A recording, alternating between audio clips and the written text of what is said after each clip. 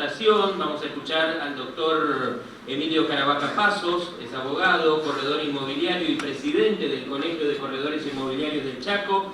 Se va a referir a mercado y desarrollo inmobiliario, realidad actual y expectativas a futuro. Además, Emilio Caravaca Pasos es director titular de FIRA, Federación Inmobiliaria de la República Argentina.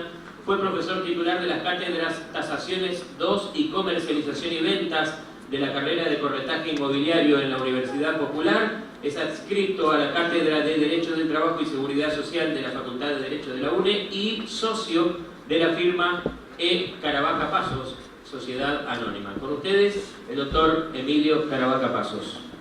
Muchas gracias.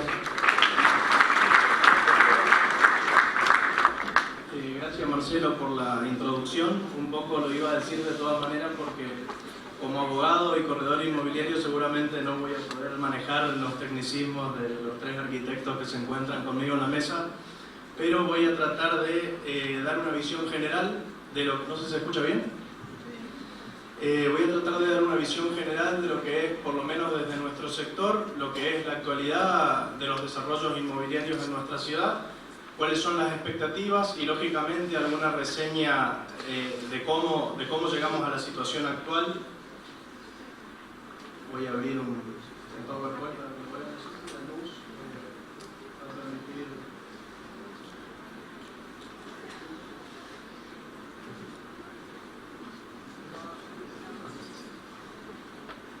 Bien.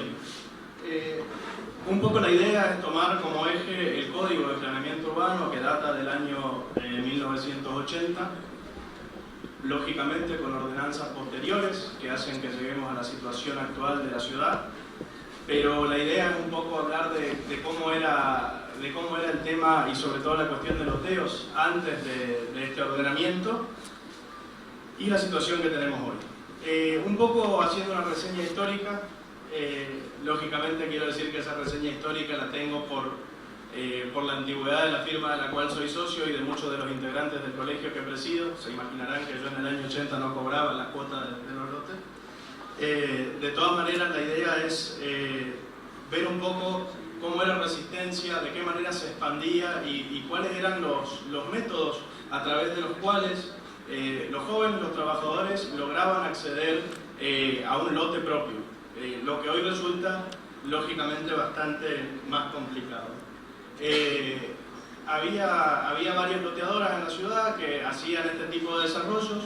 Este tipo de desarrollos se hacían a través de una libreta, que es una libreta de terreno, donde cada adquirente, digamos, a través de su primer cuota adquiría una libreta, iba pagando mes a mes y esa cuota era sellada en la loteadora que le proveía este terreno. Hay algunos casos de barrios significativos de la ciudad que podemos nombrar que se desarrollaron con este tipo de metodología, como puede ser Villa Libertad, Villa Palermo, Villa Don Enrique, Villa Seitor. Seguramente los más jóvenes, entre los cuales me incluyo, es difícil pensar en un método de financiación con cuotas fijas y hasta 120 cuotas. Hoy no se puede hablar de una previsión a más de 3 o 4 meses, que ya uno está pensando, lo saben también los constructores, que índices de actualización puede llegar a tener alguna financiación posible. Bueno, es verdad, tengo la prueba documental acá, tengo la libreta, no se la voy a poder mostrar de a uno, pero por eso traté de sacarle algunas fotos y que esté en el PowerPoint. Sí, es la libreta de un lote en particular. ¿Sí? De un particular que adquiría un lote a través de esta libreta. Como van a ver, estaban las cuotas, se iba sellando a partir de que iban pagando cada una de las cuotas, y también figuraban las transferencias que podía hacer ese particular en el medio de esta financiación, lo cual parece bastante irreal al día de hoy, pero era la realidad antes del Código de Planeamiento Urbano. Esta era la manera a la que se accedía a los lotes. Luego, digamos, notamos que posterior al Código de Planeamiento del año 80, se comienzan a generar este tipo de, a través de diferentes intendencias que fueron sucediéndose, planes estratégicos. diferentes tipos de planes estratégicos pensando en justamente el ordenamiento de la ciudad y el ordenamiento urbano de la ciudad, muchos pensados a 10, a 15 años, este tipo de lo que hoy nombró el gobernador master plans, que pocos fueron llevados a cabo en su totalidad. Hay que ser sincero y decir que esos planes han sido ejecutados de manera parcial. Lo que sí me parece importante destacar, y va de mano con la cuestión constructiva y la cuestión de loteos, es que sí hay un master plan que realmente ha tenido éxito, creo que está a la vista de todos y por ahí las buenas noticias pasan desapercibidas, pero con la situación nacional que existe en muchas de las provincias y de ciudades que se encuentran a la vera del río Paraná, hay una cantidad importante de evacuados y creo que en eso Resistencia tiene una gran ventaja, o sea, ha sabido realizar un plan de defensas a largo plazo en el cual hoy no debemos lamentar evacuados a la vera del río, o por lo menos un número significativo de evacuados como sí se ve en otras ciudades, ¿no? Lo cual me parece bastante importante, sobre todo a la hora de tener en cuenta las restricciones constructivas que existen a la vera del Río Negro, lo cual lógicamente desde nuestro sector, si bien sostengo que esta preocupación del desarrollo urbano no es sectorial, es una cuestión social, es una cuestión que tiene que ver con todos los sectores de la sociedad y es por eso supongo la presencia concurrida al día de hoy en este congreso, pero hay que sincerarse y decir que realmente hay un plan de defensa que está funcionando, con lo cual hay que revisar seguramente algunos puntos de la normativa vigente y creo que sí coincidimos, o por lo menos vamos a coincidir todos en lo que queremos como ciudad y en que las normativas que se encuentran vigentes están totalmente o en gran parte desactualizadas. Lógicamente que el Código de Planeamiento Urbano genera algunas condiciones a la hora de lotear que volvieron bastante más difícil la realización de los loteos. Para ser general y no detenerme, digamos, en algo puntual, voy a tratar de ser bastante contemplativo y dar las pautas generales por las cuales hoy no existe gran cantidad de loteos en la ciudad de Resistencia. Básicamente, la infraestructura de los loteos, o sea, esto hay que ejemplificarlo, pero pongámonos en el caso de una persona que se encuentra con que tiene 4 hectáreas en una zona de potencial parcelamiento de tierras. Esa persona, para realizar el loteo y disponer de los lotes y vender esas parcelas, tiene en su cabeza la responsabilidad de realizar una serie de obras de infraestructura, lógicamente cuando se encuentre a una distancia de lo que es la infraestructura tanto de luz eléctrica como de agua, que lógicamente imposibilitan que alguien sin recursos económicos suficientes pueda desarrollar un loteo. Eso genera, o ha generado, mejor dicho, sin querer, seguramente por la planificación que se pensó, ha generado que grandes extensiones de tierra queden en poder de, lógicamente, menos personas y eso haga que el desarrollo se vuelva más difícil, ya que quien no tiene los recursos inicialmente para realizar este tipo de operatoria, o mejor dicho, de parcelamiento de tierra, no lo puede hacer. O sea, no alcanza solamente con la intención, sino que la normativa debería contemplar, sobre todo teniendo en cuenta la situación a futuro, debería contemplar este tipo de cosas y este tipo de situaciones que se dieron con la normativa vigente. Bueno, acá lo que hago básicamente es transmitirle a ustedes algunas imágenes de la situación, digamos, que se generó a través de esto. Esta es un recorte del Diario Norte del año 2005. O sea, hablamos del año 2005 y decíamos que nos preocupaba la situación de que Resistencia tenga 70 asentamientos en situación irregular. Lamento informarles que al día de hoy estamos cerca de 280 asentamientos, lo cual realmente es preocupante, lo cual creo que no preocupa solamente a un sector, sino que tiene que preocupar a la sociedad, que esta metodología, digamos, de usurpación de la tierra se haya vuelto moneda común. Y básicamente creo que es uno de los detonantes de que el crecimiento de la ciudad se haya dado de manera desordenada, y no solamente esto, sino me parece que hay que tener en cuenta las situaciones de higiene, de salubridad, la poca posibilidad de proveer servicios a los asentamientos. Y cuando hablo de servicios no me refiero al agua y a la luz, me refiero a que hay asentamientos a los cuales no puede entrar una ambulancia, no puede entrar un patrullero, o sea que estamos hablando realmente de una situación preocupante, que realmente ha encorsetado varios puntos cardinales de nuestra ciudad, y es por eso que hoy, bueno, más adelante voy a desarrollar un poco hacia dónde van los desarrollos inmobiliarios o hacia dónde apuntan, porque en realidad es como lo que queda. Bueno, este también es un título anterior, donde lógicamente preocupaba la situación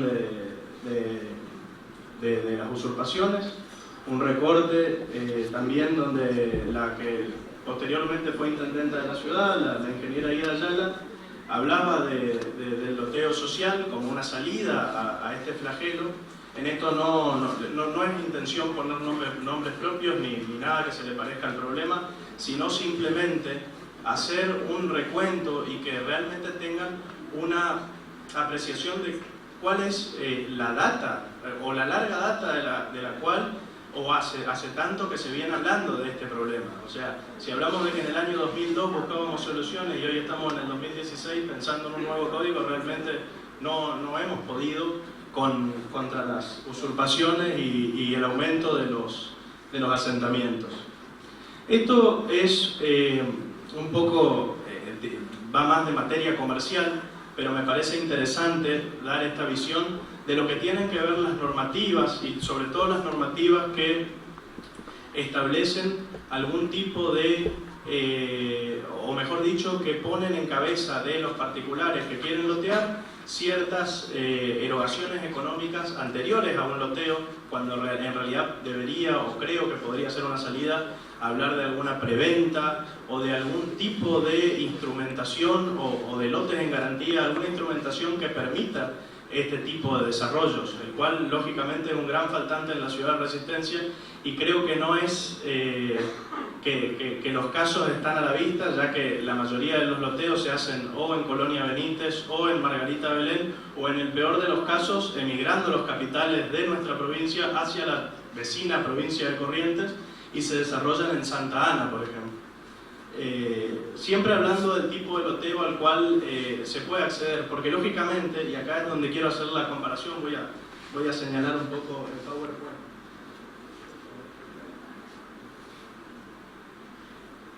Este es un esquema comercial de un loteo en una zona de, por ejemplo, bajo poder adquisitivo o lo que se entendería como un loteo social. Pongámonos en la idea de que esta es la instancia en la cual nos encontramos de acuerdo al Código de Planeamiento Urbano vigente. ¿Por qué antes era posible?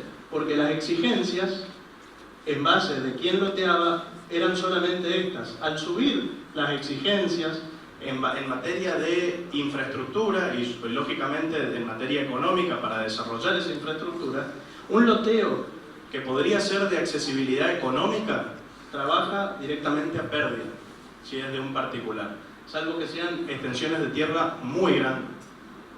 Esta es la idea que por ahí hay que tener, y por eso darse cuenta de por qué se generan usurpaciones en lugares que serían pasibles de un desarrollo lógico. Este es el mismo esquema, ¿no es cierto?, con la misma normativa, con digamos, la misma exigencia de infraestructura, pero en un lugar de alto poder adquisitivo.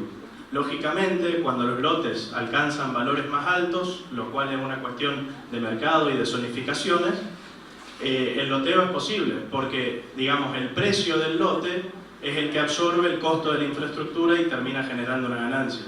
Lógicamente nadie o ningún particular va a lotear para poner dinero, digamos, salvo que tenga mucha vocación altruista. O que tenga plata en Panamá.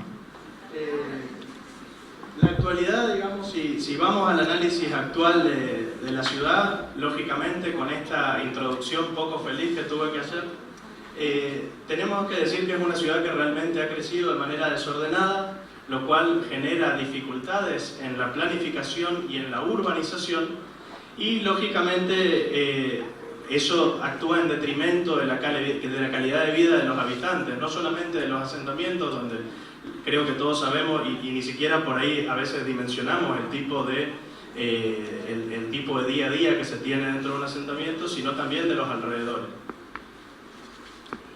Respecto a la construcción, voy a tratar de no detenerme mucho porque hay 3 arquitectos, tengo miedo de cometer algún error y seguramente hay muchos arquitectos entre la audiencia. La idea es hacer básicamente un paneo general sobre este tema, decir que lógicamente después del Código de Planeamiento Urbano la ciudad creció en materia de propiedad horizontal, si bien se le dice propiedad horizontal, creció verticalmente. Esto es en materia de construcción de edificios, hay muchos proyectos en vía de ejecución, hay muchos proyectos terminados. Es importante por ahí remarcar eso, hay ordenanzas posteriores al Código de Planeamiento Urbano que hicieron esto posible. En materia, yo creo que la mayor deuda de este código es en materia de lo que tiene que ver por ahí con usos de suelo y con la cuestión sobre todo del parcelamiento de tierra. Lo que sí creo que hay que remarcar con respecto, por lo que uno tiene la posibilidad de escuchar en cuanto a los profesionales de la construcción o colegas mismos que están en ese rubro, mismo uno que también suele realizar algún tipo de trámite, se da cuenta que realmente hay una gran burocratización de los procesos. Y esto es lo que hace que muchas veces los capitales, como bien remarcó el arquitecto Chakires, emigren. Nadie quiere encontrarse con un sistema que lo único que hace, o mejor dicho, no lo único, pero que en gran medida es un sistema de impedimento del desarrollo de ciertos proyectos, y también la deuda que existe respecto de los finales de obra. Sabemos que hay muchos edificios terminados y listos para ser habitados, que no se encuentran, digamos, habilitados de manera concreta por los finales de obra, lo cual también es un proceso bastante burocrático y largo. Digamos, nuestras propuestas, o mejor dicho, cuando digo nuestras me refiero al sector al que represento, creo que en este sentido todos coincidimos en que la normativa tiene que flexibilizarse, en que la normativa tiene que contemplar las situaciones, o mejor dicho, el dinamismo de la ciudad. La ciudad se ha dinamizado de una manera en la cual hoy la normativa es completamente vetusta y no hay que pensar, digamos, no hay que pensar en regular la situación actual, de hecho, donde ya muchos sabemos, o los que estamos en esto sabemos que muchas de las construcciones que se hacen o muchos de los proyectos que se lanzan son habilitados más que nada por la vía de excepción. O sea, cuando la excepción se vuelve la regla, evidentemente es que la regla está vetusta o fuera de tiempo. Esto es lógico, digamos, si uno observa algunas partes del código, hay algo que es bastante significativo. Si uno mira la avenida Sarmiento, por ejemplo, la avenida Sarmiento se encuentra habilitada, o mejor dicho, se encuentra en prioridad para negocios de sombreros y paraguas. Ahí creo que hay un punto bastante claro de la desactualización de la norma. De todas maneras, me parece que hay que planificar a largo plazo. Realmente pensar en un master plan, como dijo el gobernador, en un master plan lógico, y tratar de dar claridad de reglas de juego.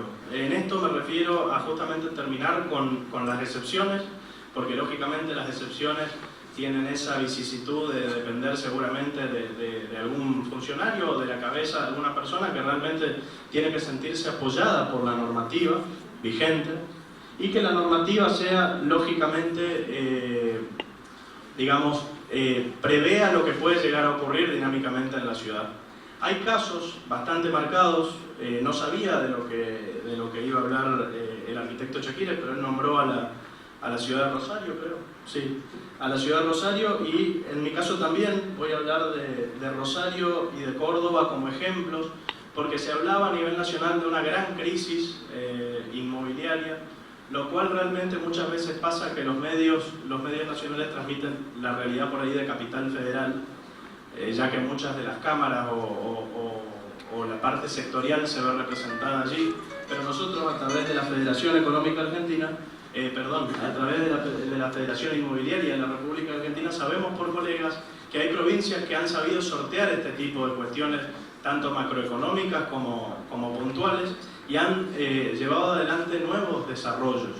Este tipo de desarrollos son, por ejemplo, los mini distritos, que son especies de ciudades o mini ciudades fuera de lo que es el tejido urbano de la ciudad, por ejemplo, de Córdoba, donde ahora les voy a mostrar en la presentación algunos de este tipo de desarrollos como para que se vea hacia dónde van las ciudades que realmente tienen un desarrollo urbano interesante y sustentable, porque son también proyectos sustentables de acuerdo a, por ejemplo, la cuestión de servicios. Algunos tienen plantas de tratamiento de efluentes propios y bueno, es bastante interesante ahondar en ese tema. La idea un poco es dejarlo en cabeza de todos y que puedan ver lo que se realiza. Este, por ejemplo, es un emprendimiento que se llama LOB en Córdoba, donde esto se encuentra fuera de lo que es el tejido urbano en la ciudad, digamos. Ahí está la obra. Se van a dar cuenta que en los alrededores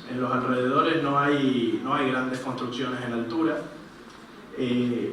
Lógicamente este tipo de emprendimientos de esta magnitud lo que permiten, y por qué me parece interesante, porque permiten los desarrollos de esta escala, permiten herramientas financieras más largas en el tiempo, lo cual fue un faltante de los últimos periodos.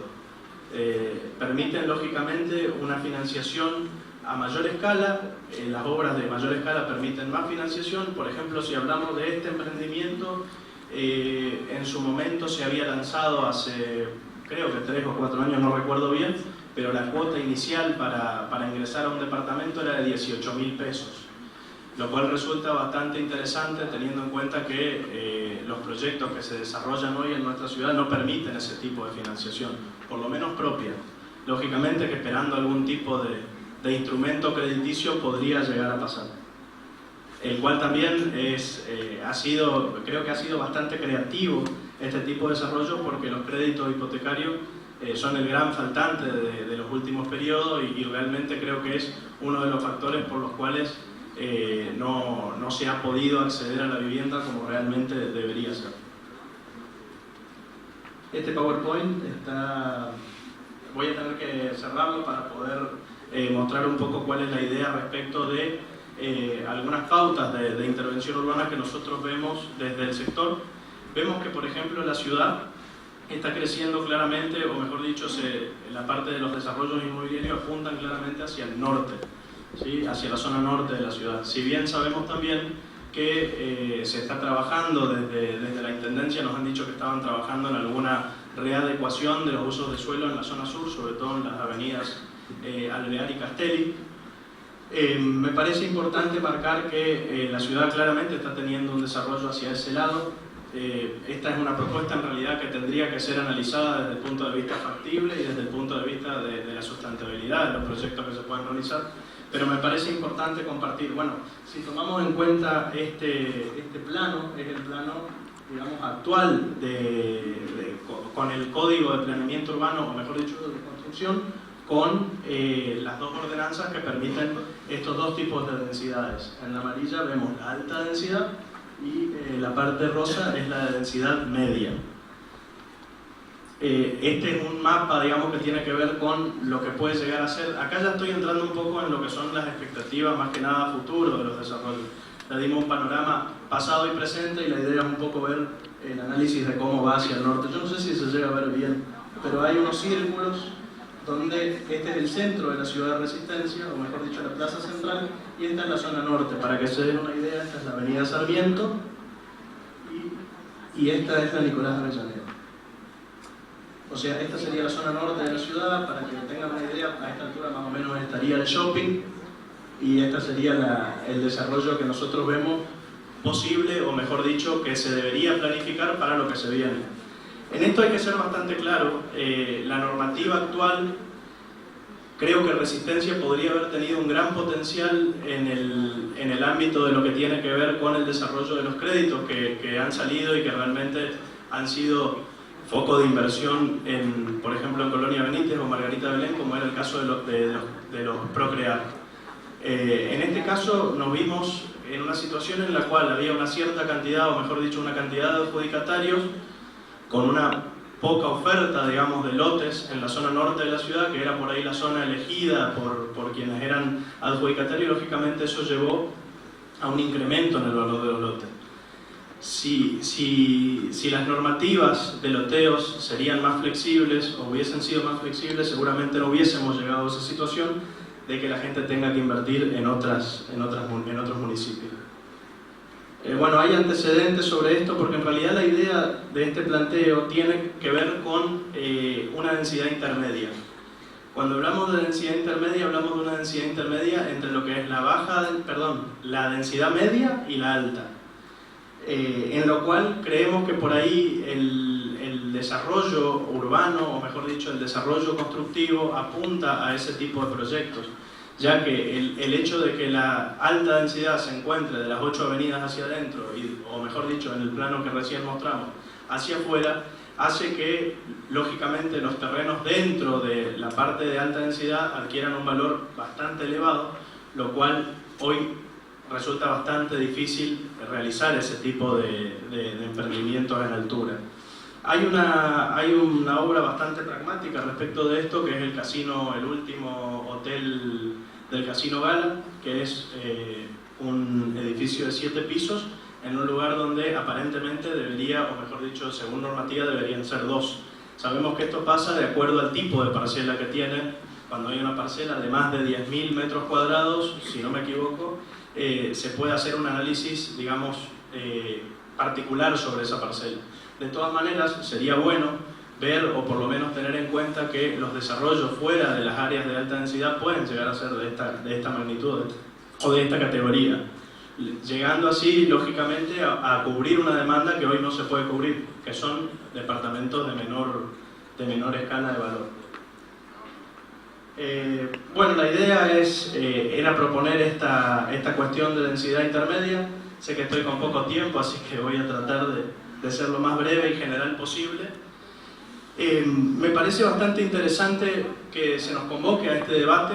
Me parece interesante la cantidad de gente que hay. Voy a volver a repetir lo que dije anteriormente. Creo que esta es una cuestión social. Es una cuestión que nos interesa a todos, no es una cuestión que tiene que ser tratada ni por un solo sector, ni solamente por el sector político, digamos. Es algo donde todos nos tenemos que involucrar, todos tenemos nuestras actividades, pero también somos vecinos, amigos, conocemos con quienes compartimos, entonces hay que tratar de llevar hacia adelante una política clara respecto de esto, establecer normas claras, tratar de hacer los aportes correspondientes para llegar a una normativa que contemple todas. Es difícil hacer una normativa que contemple todas las necesidades, pero por lo menos que trate de ser lo suficientemente flexible para poder adaptarse a los cambios y a los dinamismos que tienen las ciudades. Nosotros, lógicamente, desde el mercado inmobiliario, conocemos puntualmente que este tipo de cambios se dan de manera muchas veces paulatina, pero es importante que la normativa represente la flexibilidad o se revise constantemente para tratar de no quedar con una normativa del año 80 en el año 2016. Si bien sabemos que hay ordenanzas posteriores, no han podido, lógicamente creo que en eso coincidimos todos, no han podido resolver el problema de fondo. Así que les agradezco mucho esta posibilidad, agradezco también a los colegas.